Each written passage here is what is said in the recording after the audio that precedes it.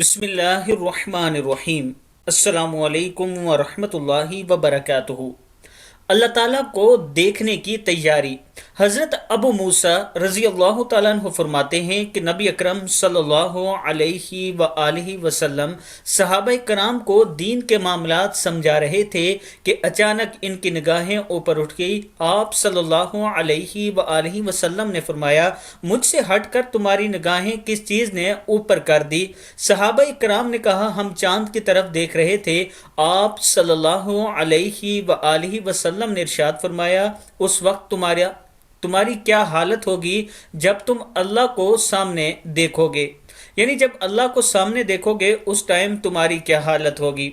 دوستو، اللہ تعالیٰ کے حضور پیش ہونے کے لیے تیاری کر لیں، نیک عمل کیا کریں، رسول اللہ صلی اللہ علیہ وآلہ وسلم کے فرمان کے مطابق زندگی گزارنے کی کوشش کیا کریں۔